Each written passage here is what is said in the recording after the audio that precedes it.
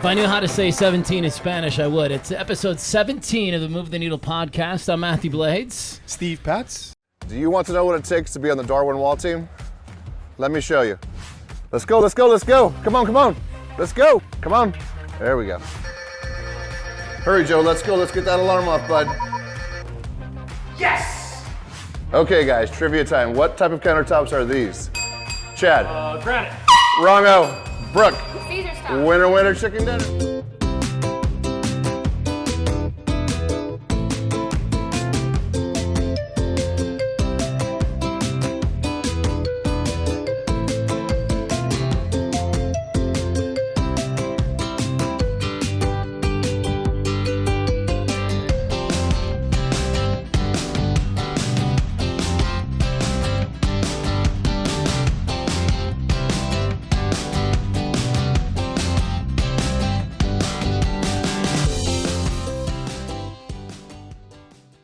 How you doing, man? How you feeling over there? I'm feeling good, getting in the spirit of the holidays here. Yeah, this episode is being recorded on the 12th of December, and I did some genius math today. I think today is a very special day. Did you guys pick up on this? It is 12/12/24, and what happens is if you add that first 12 to that second 12, you get 24. Wow. That's good. So That's great. And I thought today must be a special day. it's got to be. Numerology. Yeah, Numerology. That. Yeah. So welcome to the show. It's going to be a good one today. Heidi Chance is going to come on. I should back up. Detective Heidi Chance is going to be on after we Talking sit down serious with business. Bill Ryan, who is our local legend on this particular podcast. Are you comfortable with that language, Oh, Bill? I don't. You know, it's very, very nice that you say that. But I'm just another native of Chandler. Yeah, but you're going way back. Yeah, though. that's what I was going to say. All my questions revolve around that. Take 'em. That's what we're here. Let's go down that road first. Because I'm so intrigued. And, I've known Bill for a few years, but this gives me a chance to really poke around his background because I know from stories about his family, who they were friends with. Maybe you could share a little bit about that. Yeah, I want to go all the way back. Yeah, I want to go back that's to what I'm saying. your mom being born at the hands of the Gilbert. Dr. Gilbert. Yes, that's correct. Everybody knows the town of Gilbert. Yeah. And that is the guy who delivered your mom? Yes.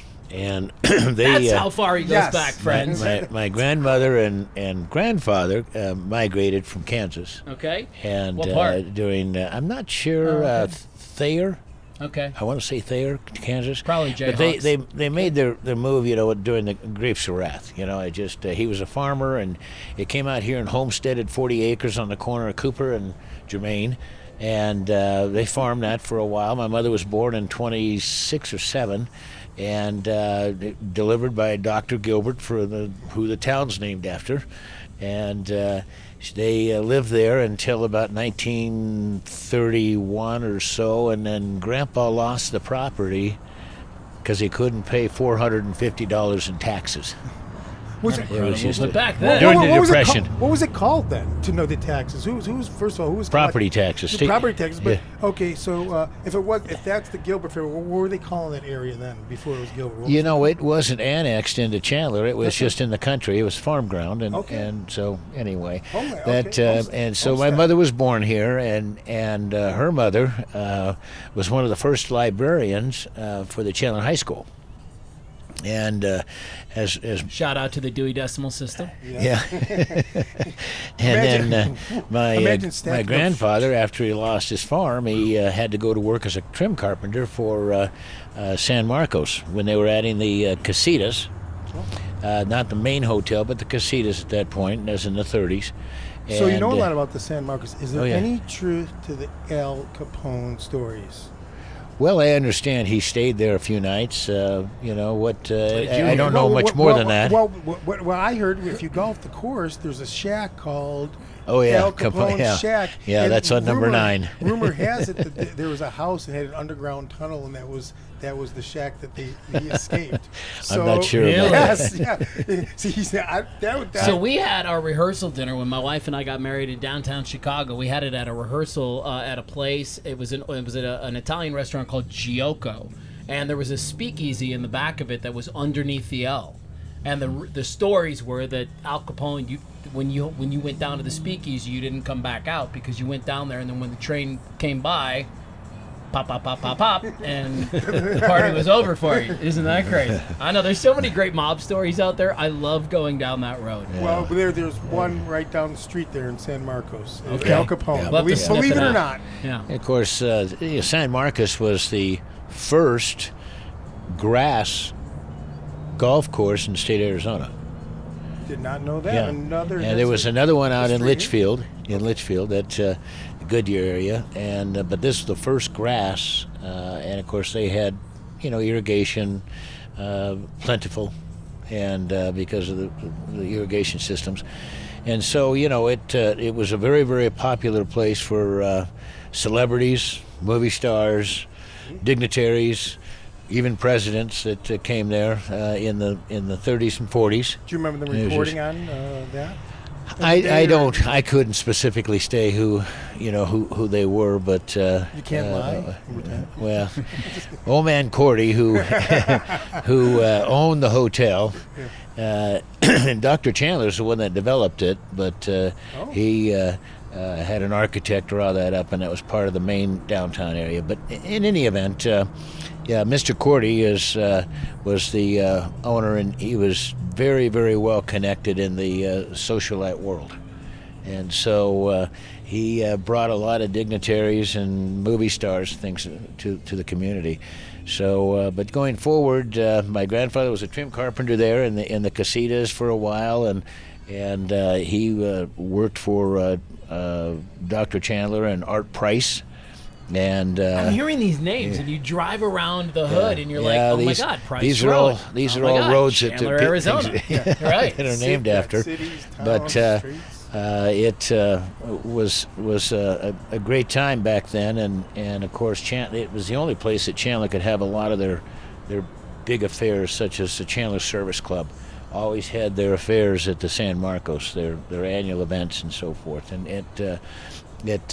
all the people here in Chandler, I guess that were members of the club, and their husbands and so forth, who many of were all successful business people, farmers, many different things, would go there, and they'd have these contingent balls or cotillion balls, and things there, and so it was a very popular place.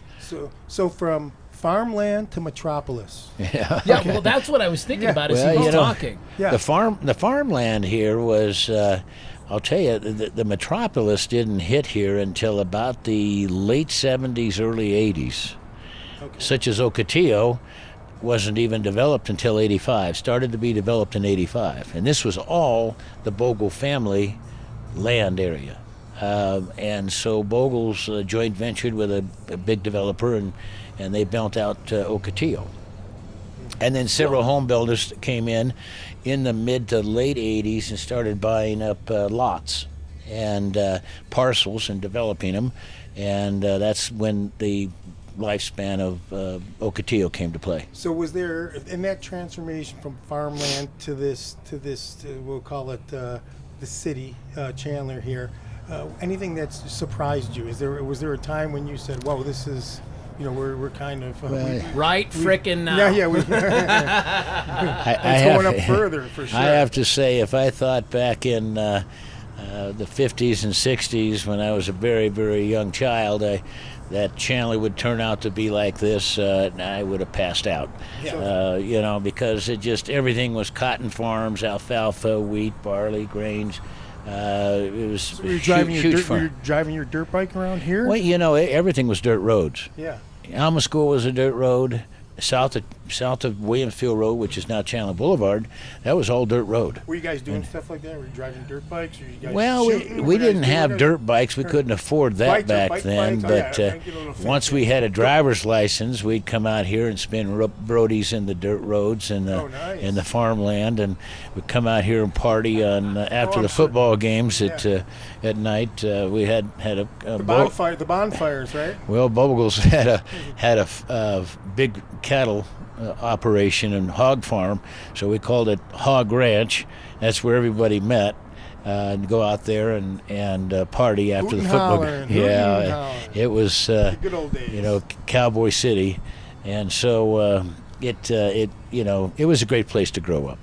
I want to And- talk a little bit about your days at ASU and then the career path that you decide to jump into once you graduate. So it's the mid 70s. Vietnam's wrapping up. The country's getting on with that, and you're graduating from college as a young man. And when do you decide that real estate is going to be one of your focal points in life? Well, that's interesting because my first year out of school, I went to a junior college, and I had a low draft number, and I was scared to death of Vietnam. And they said, well, as long as you go to school, you can have a school deferment. So I went there and then migrated over to ASU, and I was in marketing and management. And I worked, I really didn't like working on the farm much.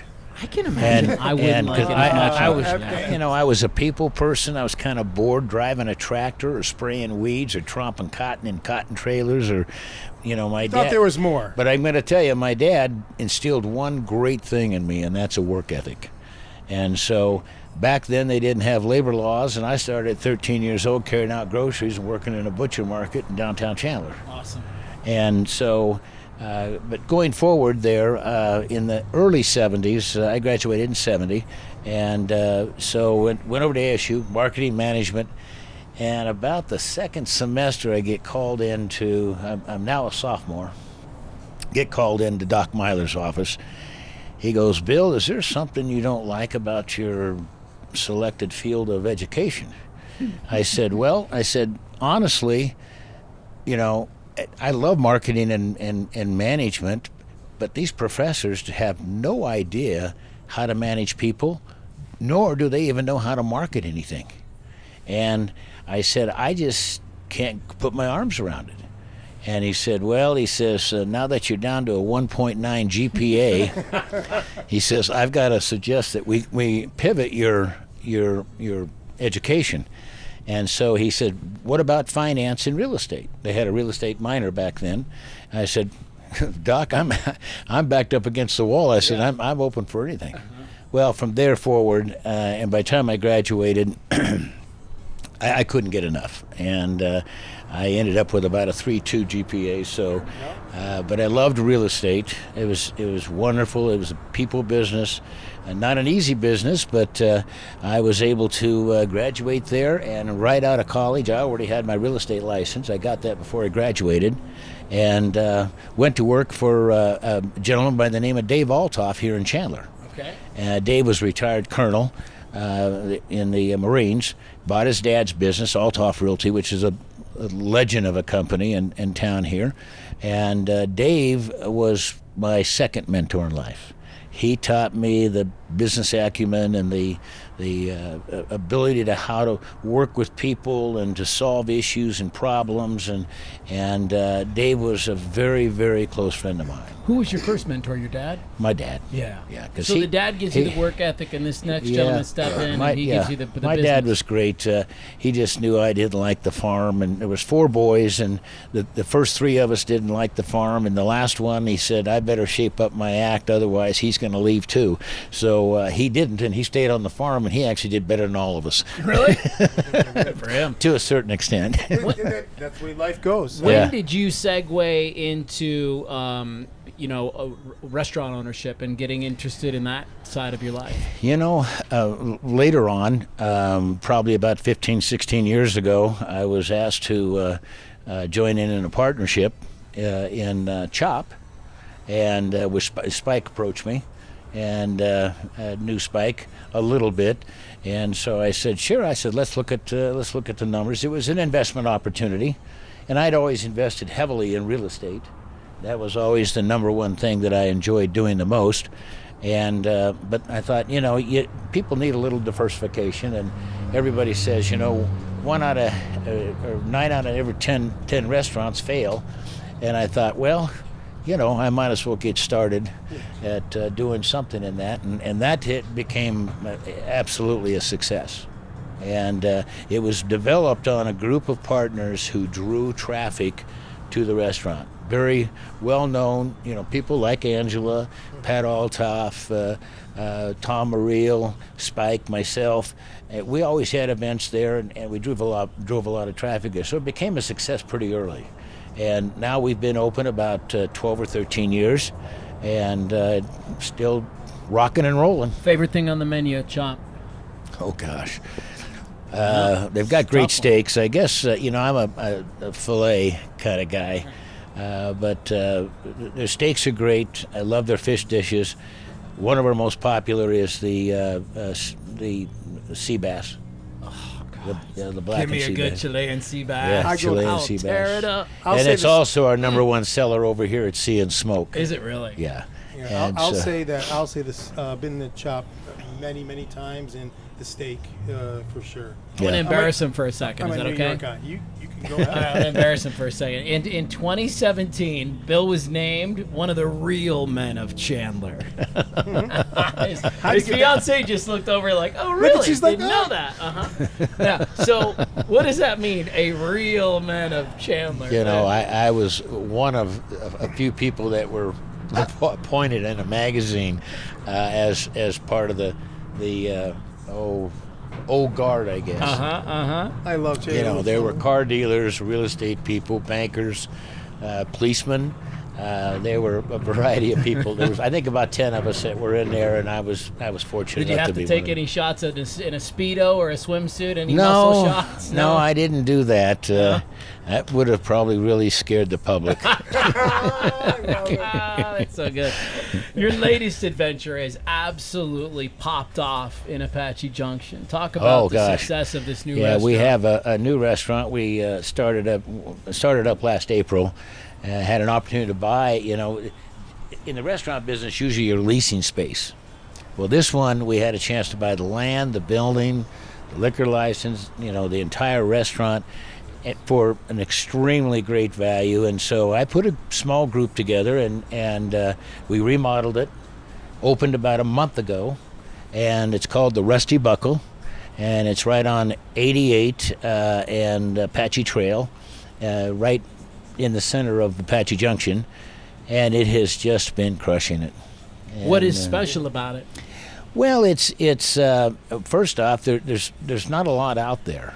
There's a couple of the Western bars, but the food is great. They've got special cocktails. They've got live music. We remodeled the inside where before the place was called Tittle Tattles. Well, no wonder he didn't succeed with that name. And Listen, I've had some dumb ideas before too, so I'm not gonna but I'm not gonna bust anybody's chops. we remodeled the whole. It took us a little longer. We'd expected. We thought we'd be open by August, but we didn't get open till October, and actually November. Do you have a mechanical bull in there?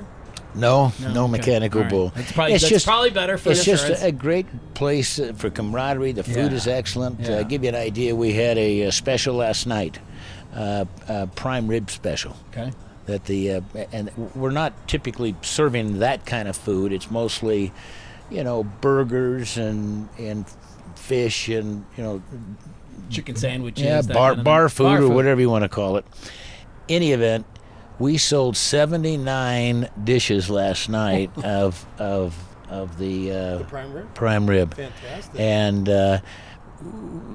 that restaurant was producing gross numbers that are equal to some of my restaurants down here right now. I So- love how much you know about that. Like, it's I inspiring that keep- as an owner, you know Well- that 79 dishes were sold last night, right? He's turned into a restaurateur for that. Well, if you- he's yeah, excited about this stuff. spending Yeah. more time with that because I'm very instrumental in just keeping in touch with them, and so I believe if you're going to get into something, you need to get into it. It's just not a part-time deal. Yeah. Okay. Well, let's wrap up maybe with you got one more question you want to ask? I do because I want to see. He's obviously so we've spun back. He said where he's been.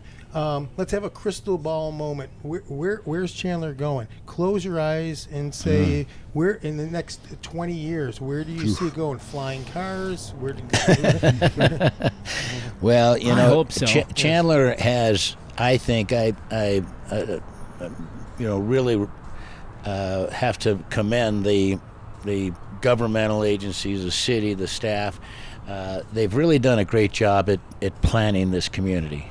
We got the number one educational system in the state. We've got a great park system. We've got phenomenal employment base, and you've got wonderful residential environments and neighborhoods. And you can't hardly, if we can just maintain that platform, we don't have a lot more room to grow. Okay. And so, there's Reservation on one side, there's Gilbert on the other, there's Mesa on the north, and so with the draw that they've brought into this community with companies like Intel, Orbital Science, several others, they're all up and down Price Road here. If they continue to just provide that quality lifestyle, it'll be a home run. And that's, I think, what I'm not sure about the flying cars or any of that. But 20 years? Yeah. Sounds aggressive. Well, that'll be beyond my time, so, I think so. I won't get to pilot There's one this of them. guy, I don't even know who he is, and he's probably some whack job on the social media, but he's one of these guys that like makes predictions, and over the last 20 years, a lot of his predictions have kind of come true. And he says the thing regarding cars that's likely to happen in the next 20 years is that everything will be electric, and you'll have to go to tracks to drive your gas cars. Interesting. I know. Well, who knows, right? Who knows where we're headed? Nothing would surprise me. Nothing would surprise me. I'm with you. Well, thank you so much for spending a couple of minutes with us and Sure. getting to share You your bet. story, man. I told Appreciate you. that. I told you it'd be a great Local guest. legend. I know that. Local legend. Absolutely. Absolutely. Well, All right. Good stuff. Well, we're live from the living room. We should probably thank these guys for their hospitality. For sure, and all the rows and our sponsors as well. Yes. We'll take a couple minutes with You that. bet. Darwin Wall Real Estate Team, Brooklyn V's. They bring us each and every one of these episodes when we're at Ocotillo, and we couldn't do it without them. Yes, and we've got many more coming up on deck in 2025. So stay tuned to those. It's gonna be a good one. When we Yeah. we're gonna take a quick break. When we come on back, Heidi Chance, Detective Heidi Chance, will be in this hot seat right here. We'll see you in a minute. All right, guys, open house time. Let's get those signs out. Let's go, let's go.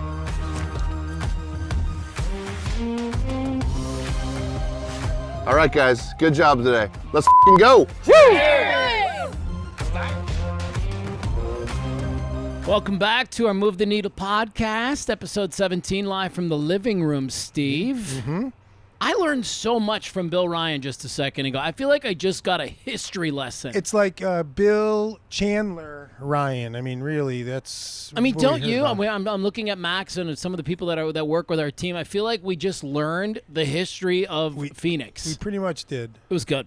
Yeah. We're getting ready to learn a very different lesson from our next guest. And A little bit more serious. Yes, as a matter of Lot fact, more serious. she's written a book called Talk to Them. And for those of you who are watching on the YouTube channel, I'll hold that up right there and you can see the cover of the book. Detective Heidi Chance joins us. You spent 27 years working in the law enforcement, and now you've kind of have maybe, I don't know. Well, we're going to get into what you're doing now. But first up, welcome to the podcast. How are you today? Really good. Thank you so much for having me. So our topic of discussion, just to kind of give everybody a heads up, is going to be human trafficking. And there's some really natural questions that I have when I hear those two words. And I feel like the first and best place to start for just about anybody and everybody is, like, what is it? What is human trafficking? And I know you go and you do a lot of speaking, and one of your favorite topics is kind of like human trafficking 101. So help us understand what's happening. Yeah, so a lot of people get human trafficking confused with human smuggling. Uh-huh. And so to put it in simplest terms, human smuggling is a crime against the border or the state, and that involves an element of consent in some ways and also transportation from point A to point B. But human trafficking is actually a crime against a person, and that crime is in the form of forced sex or forced labor. And so that's where someone who is smuggled, if they are forced to perform sex acts or forced to perform labor along the way of that transportation, then they could be a victim of human trafficking. But really it is two separate victims and two separate crimes. How did you get into this? I was a patrol officer in West Phoenix, if you know Maryville area. And as a young officer, I decided to go ahead and start my family. And so after coming back from pregnancy leave with my son, I became a school resource officer. And so I was an officer at the school near... We love our SROs. Yes, I They're was. so for awesome. 6 years. Over by Trevor Brown High School. So that middle school there, Estrella Middle School. And we don't get to take the police car home, even though I'd love to take it home. We have to return the keys every day. So I went into the police station and put the keys in the bucket, and I was walking out and I saw a girl that was detained in the juvenile holding rooms. We have these rooms at the police station that kind of keep children away from adults. And I recognized her as a former student. She was still a juvenile on that day. And I kind of poked my head in the room and I asked her, "Why are you in trouble?" And she said she was in trouble for prostitution. And, you know, she's still 16, almost 17, a kid. And I'd already been a police officer for 6 years, 7 years by then. And I was just shocked that youth or kids are falling into this. I mean, I knew about the crime of prostitution, but I didn't think juveniles would be involved in that. It's not one you would typically link to that situation, that group of people. You're right. Yeah. Okay, so what it's happens more after adult. that? It's you think more adult. Yeah, that's the perception that the public has. So anyway, I obviously wanted to learn more about her case, and she was kind of uncooperative, which is another thing that is a dynamic in the world of trafficking, that victims don't see themselves as a victim. And so she was in love with the boyfriend, and that was actually her trafficker. And, you know, she ended up going away with him, turning 18 and continuing on, unfortunately, with prostitution. Wow. Yeah, I don't have a happy ending on that one. Well, and that's what's the truth about this thing that you deal with with sex trafficking and human trafficking, is that it really, there aren't many happy endings. It's why we need to get our arms around this and understand it and stop it, right? Because it usually doesn't end well for people. Yeah. And for me, I mean, I have an ulterior motive every time I go and present and talk about this. As an investigator, I need an informed jury to understand that when I testify that this person is freely walking down the side of the road with a phone in their hand, that they're not free to leave. And I need a jury to see the dynamics of trafficking, the threats, the coercion, all those things, to understand that they are a victim, and help us hold these people accountable. So I want to get back to the trafficking in just a couple of minutes. You said undercover a couple of times as we've been talking. What is it like to be kind of this undercover agent? Is it like the movies? No. Although obviously I stand outside and I am highly identifiable, so like a blonde light bulb standing on the side of the road. So I do wear wigs to change up what I look like. But as far as the undercover work, part of what we recognized, and since I've been doing this so long, I have a unique experience seeing the evolution of this problem and how law enforcement responds to it. We recognize that in the beginning, when I first started, working this crime, we were targeting prostitutes. That's who we arrested all day long. They even had 3 squads of only 1 female position allotted for each squad because it was male undercovers and the focus was arresting potential victims. And we see that our error, we see now that they are not victims. That they are not necessarily criminals.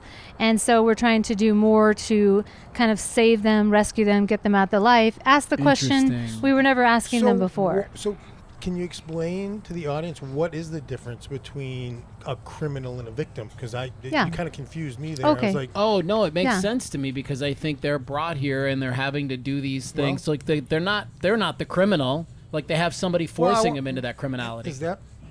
Yeah, so for the element of both labor and sex trafficking, we have to prove force, fraud, or coercion. Unless they're a juvenile, then they're automatically deemed as a victim because they're not able to consent. So for force, that's pretty self-explanatory, like some kind of violent incident, visible sign of injury, bruising, those kind of things. The fraud and the coercion are a little harder to explain. The fraud is basically these traffickers are very manipulative and they're very skilled at, I'm going to get you a car, I'm going to get you an apartment, we're going to go travel, I'm going to buy you all this expensive stuff. We just have to do this to pay for that. And unfortunately, these victims feel that they're in a relationship with that person. And then the coercion I always say a trafficker is the most reliable person you'll ever meet. If they say they're going to beat you up, they're going to beat you up.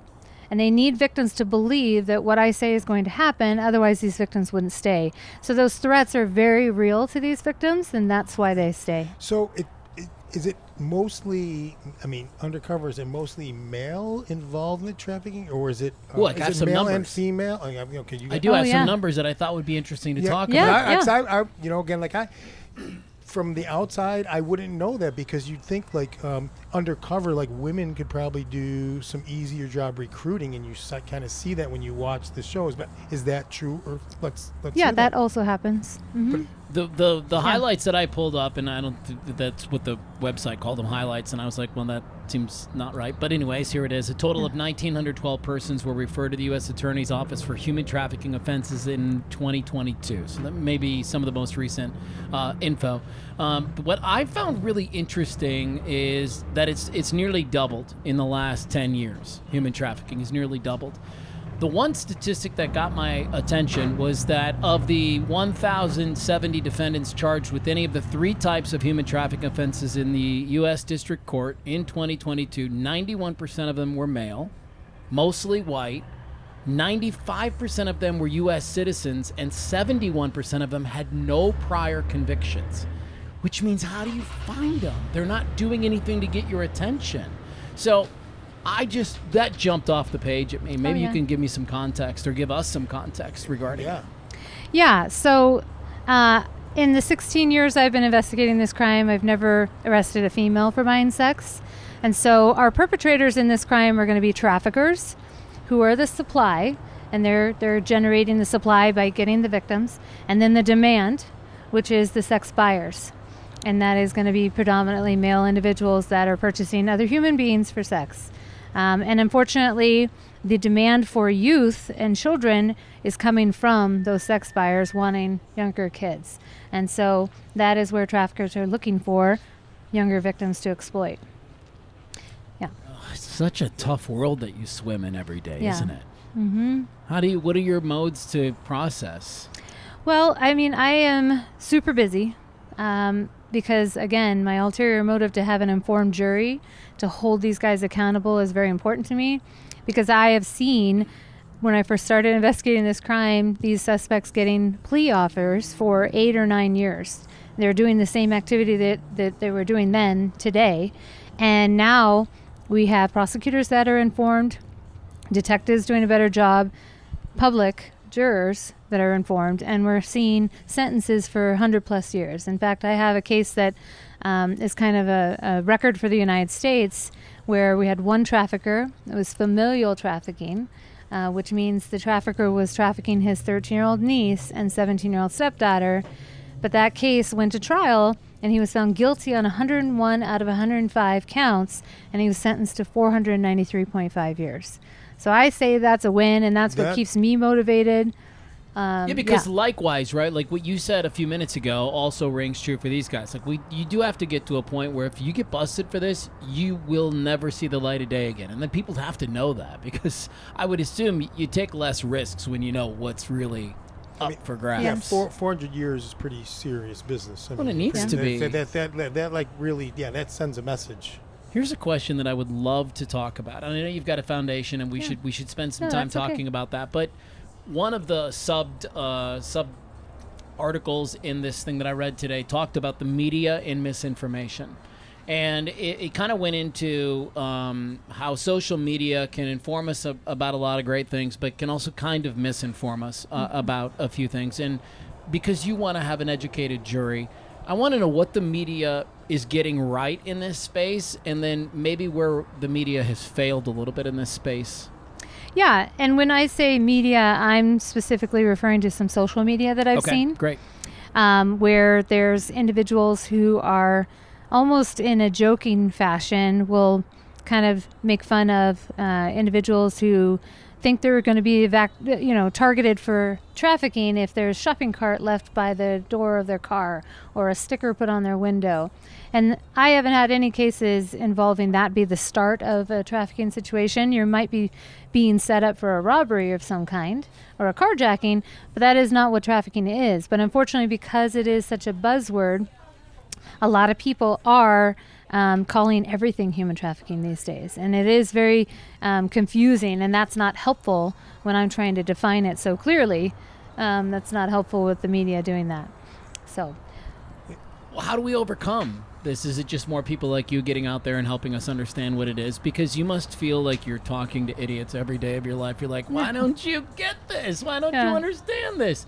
Because even you're doing a fantastic job of explaining it to me, and I still am sitting here going, God, I don't have my head around this all the way. It feels like it's so deep, like you just keep peeling the onion back, and there's more and more layers to that. Do you ever feel like you're getting to the core? I do. I mean, Okay, I definitely, I have, lots of good experiences of people that, are serving on those juries and are finding these individuals accountable. I think mainly for me, having people recognize what's right in front of them. Not only that, but then when they, suspect something, how do you report that? Because I don't want the police car to come to my house, with the guy with the uniform and all the neighbors see. So how do you report that? And so in Arizona, we specifically have a hotline as well as the National Human Trafficking Hotline. And when I explain which one's better or which one to call, the National Human Trafficking Hotline is all the way in D.C. And so if you report things to them, there may be some delay in that report, that incident, coming to the right state, the right city, the right police agency. And if it's something happening right now, like you just witnessed something, or you see a girl on the side of the road that you think might be underage, that would be a 911 call. Mm-hmm. That is what 911 is for. As far as the hotline, the Arizona hotline, I would say, let's say you're, in a neighborhood and you happen to see your neighbor that just moved in. They have provocatively dressed females out front smoking. There's men showing up at all hours of the night for 30 minutes or so or less. And it's very suspicious. You definitely don't want the police car to show up. You don't know if you should, call 911 for that. That would be a hotline tip. And the hotline, Arizona hotline, is managed by Arizona State University, and they have the backline phone number to all the human trafficking units in the state so that they can get directly to who is going to actually be investigating, which is helpful and helps get the action going on that case. We'll make sure we include that number in our show notes, too, just so that people have it. Yeah, and I was going to mention that you were featured in a PBS documentary, Sex Trafficking in America. Has that brought more attention to that, to the national spotlight, I should say, to your mission? Yeah, so even after that, because that came out in May of 2019. Sound of Freedom, if you guys have seen Sound of Freedom. I don't think I have. I did. Okay. It's I think on even Amazon Prime. That was when it was at right? the theater, correct? Yes. It was a bigger movie. Yeah. I did go see that. It's a really good depiction of international human trafficking. Yes. But I would say even that movie isn't what it looks like here locally in the United States. And then for the Arizona area, Sex Trafficking in America from Frontline PBS, the documentary that we were in, that is what it looks like on the streets of Phoenix. I mean, you see us doing undercover operations. You see all the female detectives targeting the sex buyers and traffickers more than you see anything else. And then it also follows a case of a little girl that was recruited and groomed by 3 different traffickers, and it follows that to the point where they were held accountable for their actions. So it's a really good movie. It's on YouTube and also on Frontline. Still available, and I would highly recommend that movie. Are there, this might be messy, so forgive me. Are there certain groups of people that are more susceptible to trafficking than others, and who are those groups? Yeah, great question.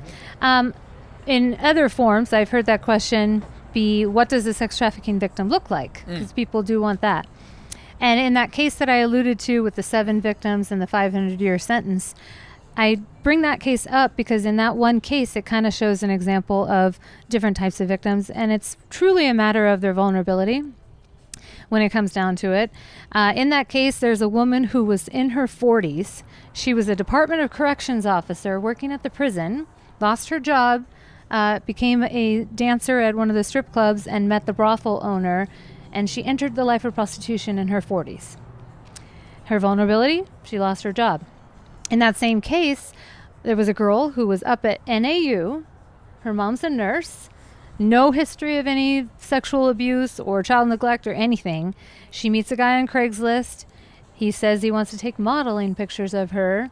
Unfortunately, he introduces her to the brothel owner, and her entire life was going one direction, and now she's a resident of Perryville Prison and has a bad drug habit and drug criminal history. So it isn't just the poor kids in Maryville. It isn't just the kids in child welfare. It could be anyone of any age, of any economic demographic, and we're not talking just about females either. We're talking about boys also. Sure. I think this is one of those I don't think I know this. This is one of those topics that nearly everybody can agree is just violently wrong for everybody on Earth. So, but it also feels like one of those topics that, what do I do? How do I help? How do I be useful in this space? Like, I'm just trying to live my life in Chandler, Arizona. Like, what can I do to be useful for people like you and for this movement? So that is the question. What can the average person what can we do?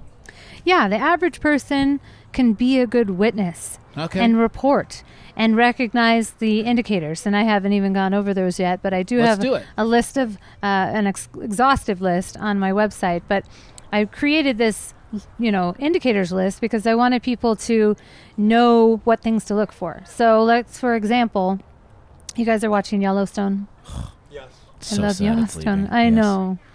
I don't like this season because, Right. Mr. Dutton isn't there. But anyway, he, in prior episodes, got upset when people would steal his cows, right? And in order to mark his cows and show ownership of which ones were the Yellowstone cows, he put the Y, the brand, on the cows. Well, traffickers brand their victims. So it's not uncommon to see a moniker name or a symbol or something on multiple individuals. So let's say you're in the gas station in the gas station line at QT, and you're getting your coffee and you see three people in front of you and they all have the same or similar tattoos. That would kind of be an indicator that maybe I should be a good witness and call the hotline, describe these people, get a license plate, last known direction of travel, and be able to, be available to answer other questions by phone. Because that may be the tip they need. Yeah. Am I being naive? But what do you mean by tattoos? What is that? Like, get a little descriptive because tattoos. Everybody has tattoos. I'm Yes. thinking like both branding, like you would think Like of branding, and burning people. And Are there certain is it more? You're talking about branding, burning. Yes. Oh, Or a regular tattoo artist. That's what I was. Okay. But it is going to be like a reference to money, dollar signs, the crown, Understood. those kind of things, or a moniker name like King Mac Daddy, and it See, could that's what be. I was looking at. Yeah. We're not looking at oh yeah, it won't be the Wizard of Oz. or Yeah. Tribute to the Wizard American of Oz, Eagle. right? or It'll something be like that. concerning, and what's most concerning is if you see it on multiple people, Right. the same tattoo. Okay, so what other indicators do we have? So as far as youth, if they are being showered with gifts, I mean, that could be any kind of predator, but, we should definitely ask questions. We've all been around long enough to know that no one gives you anything for free. It's called no free lunches. Yeah, without expecting something in return. And so if someone's, promising those things, that could be the coercion that we talked about earlier, where all of a sudden this person's being showered with gifts. Somebody should ask questions. Maybe another one, if they're dressing more provocatively than they were before, and it's kind of hard to tell with teenage girls, because, they could hide clothes to change into in their backpack, but just a behavior change, missing school, secretive about their phone, those kind of things, hotel keys. I've always told my son there's no expectation of privacy in my home. I'm going to go through your backpack. I'm going to go through your doors. I'm going to take the door off the wall if you, lock me out, because this is my house. And so that's what you have to do as a parent to know what's going on with your kids. Go ahead. Okay, well, yeah, then I think let's segue. It's really a natural place to say, as a parents watching this podcast right now and listening, how might they have this conversation with their children? Yeah. So when I talk about trafficking specifically, and when I first started investigating this crime, the average age of entry into trafficking was 15. And that was back in like 2007, 2006. The national average age of entry into trafficking now is 13. And in my opinion, it's inching closer and closer to 12, 11 years old. So that's where the concern needs to happen, and where parents need to step up and not depend on the school to have these conversations or someone else. It is the job of a parent nowadays to have the conversation. And so that's what I wrote the book about. It's a how-to guide to have these difficult conversations. So then that way they can discuss with their child the concerns of online safety and danger. And some of the things that are in there are also to help them with these continued conversations self-police themselves, where if they have someone that slides into their DMs on their social media and they're asking them to trip to Snapchat, or asking them to keep this relationship a secret, or asking them to delete messages or speak in an emoji or an acronym, then those are things where if that person's doing that and you've told your child to expect that to happen, they're going to recognize that, and they're probably going to stop talking to that person and come tell you about it. And that's what's really important, because by the time I meet you and your kid on the couch and the thing has already happened, it's too late. And I would love to prevent this from happening, and that has to be the job of a parent now. Golly. So you mentioned online. So is that really really one of the main focuses? Yeah, because as an undercover, if you think about it, I have 6 Facebooks, 5 Instagrams now, tagged, Meet Me, Bumble, Plenty of Fish, Snapchat, Twitter, or X. I just opened up a Discord, all in undercover accounts. And as an undercover, I can chop it up with a trafficker, and they don't know who they're talking to. And that's where they're doing the recruitment and grooming. And more importantly, and what I've noticed, is that I'm in Arizona, and I've extradited traffickers all the way from Orlando, Florida, to Arizona to see a judge about recruiting and grooming me, posing as an adult, and they met me online. They met me on social media. And when I do a warrant for the conversation, I'm finding just in the weeks that I talked to this trafficker, the same message that they reached out to me with, they sent out to hundreds of other profiles, all female, all over the United States. And so they're actively, all day long, they have no job. These people have no job. Their only job is to manage the victims they have right now and to look for new ones, because that means more money for them. Well, it sounds like really talking to your kids, that's really the place to start. I mean, because they're raising decent men. Let's face it. Yes. Well, that piece for sure. But I'm talking my daughter. I mean, your daughters is because they're all on their devices, they're all online, and that sounds like that's where the first contact's going to be, social media. Yeah, and I think besides informing yourself as a parent about the dangers that they're facing, it's a job also to keep up on all of these new apps. Like sometimes the schools are suggesting you download an app. It is hard. And that's where I have a resource also. 2 companies, and there's more, but 2 that I specifically recommend.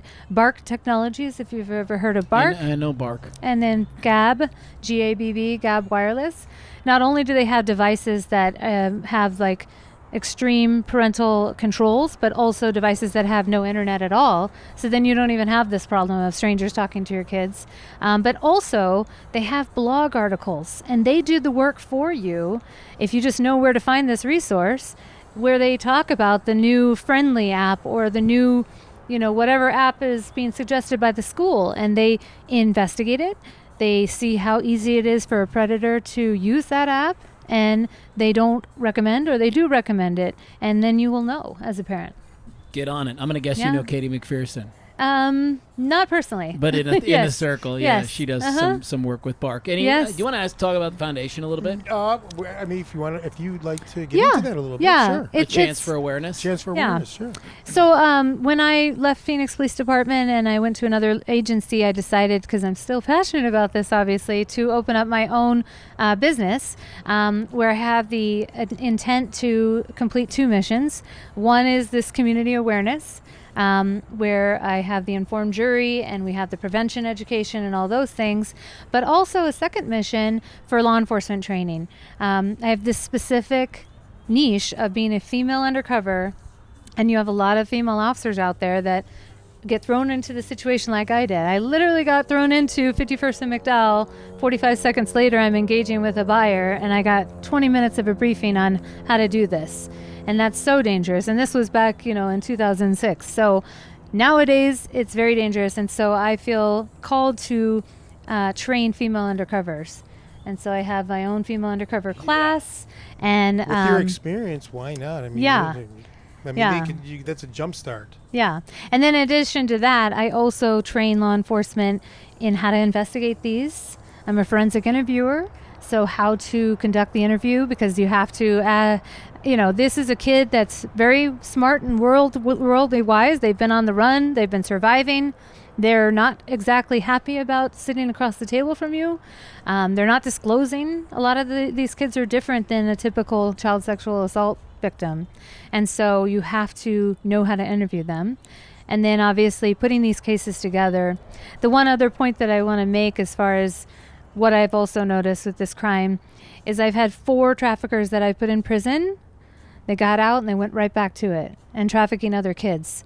So putting them in prison or jail isn't working. So now I teach a class on seizing their assets, going after the money, taking all that we can from them so that they really feel it. You have to hit them where it hurts. Yeah. And then that way, when they do come out, they cannot get back up on it because we've taken all their stuff.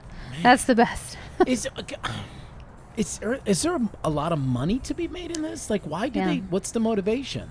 Yeah, the money is all of it. I mean, this is literally the motivation for all of this. Man. If you have one trafficker and he has 3 girls, and they have a quota. And a quota basically means you have to make me $1,000 before you can come back to the hotel to shower, to eat, to sit down.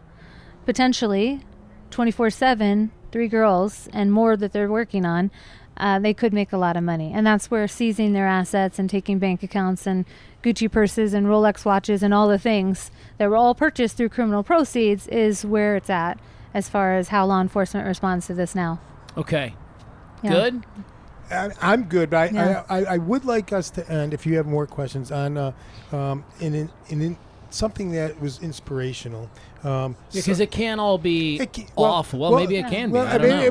But it is all awful, but they all can't end up bad stories. So I want to hear somebody that you've maybe an inspirational story, somebody that was trafficked that you've pulled out, and what have they become?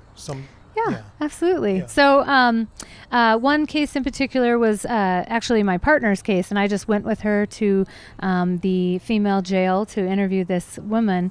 She basically was facing a prison sentence, like literally already done, signed, and ready to be transported to prison.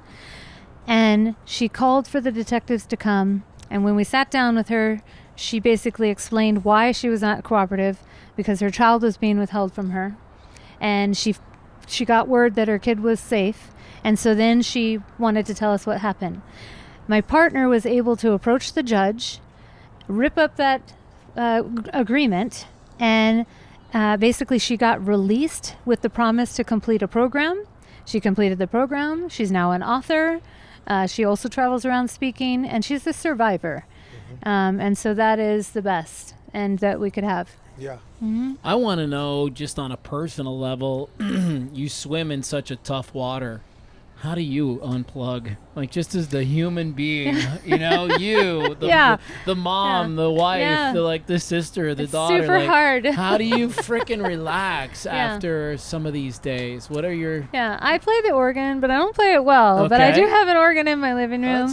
That's awesome. I wouldn't have expected you to say that. Do not ask me to play a song. I wouldn't have guessed that. But she's just at home. Da-da-da-dum, dum, da-da-dum. No. Hill Street Blues, that's what I play. Oh, I like that. Okay, so music is an outlet for you. Anything else? Obviously family. Yeah. I love, being around family. And I didn't mention this, but my dad also was retired Phoenix Police Department. Oh, that's fun. So between the two of us, let's see, he had 26 years and I'm at about 27. Yeah. So we have over 50 years of law enforcement between the two of us. And my dad's dad, so my grandfather, was NYPD. So it's in the blood. It's in the blood, man. Yes. Detective Heidi had no choice in the matter. Yeah.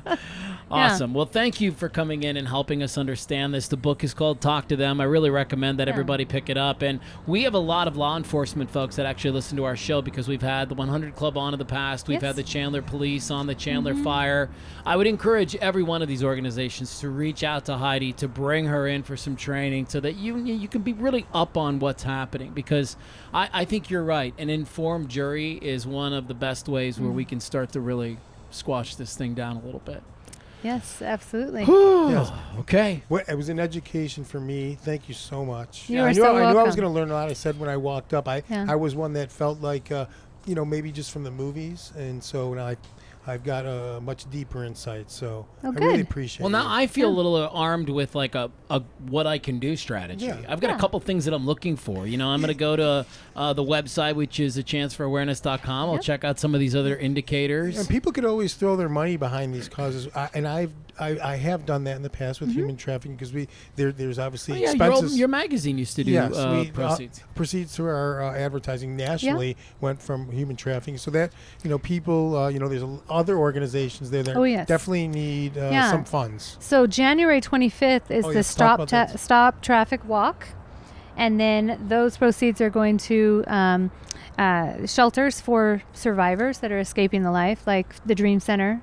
I think they're renaming it Where Hope Lives, but yes, it's where is that? The Dream Center? No, the Stop Traffic Walk? Yes. In Peoria Sports Complex. We'll link to it in the show notes. Yeah. Okay, we'll link to it in the perfect. show notes. We make sure we have all of that. Great. Thank you again. You're welcome so much. Detective, so Thank nice you. to have you on. Thanks again to the living room for hosting us today. This was our first outside, outdoor shoot. I like it. First of many, I'll say this, because it was nice and comfy. It was. Super cozy. Yeah. Now we need a wine and cheese platter to bring it all home, buddy. Order it up. So thanks again to the Darwin Wall Real Estate Team and Brooklyn V's for being our sponsor. Next week, we're actually going to be right here in Chandler at a different location, probably one of my favorite restaurants on planet Earth, Perfect Pair. The Perfect Pair Bistro, moving to the Chandler. best salads. Yes. And they actually have a taco platter that is the bomb, too. So I'm excited to sit down with the owners of that adventure. Plus, we're going to have Barb from Friends for Life Animal Rescue, and then Katie Kale is the director of Chandler Care. Yes. So this is going to be a good show. Yeah, packed show. Yeah. We'll see everybody next time. Thanks again, Heidi. Thank you. Thank Heidi. you. See you, Steve. Yeah, see you, man. See you, Steve.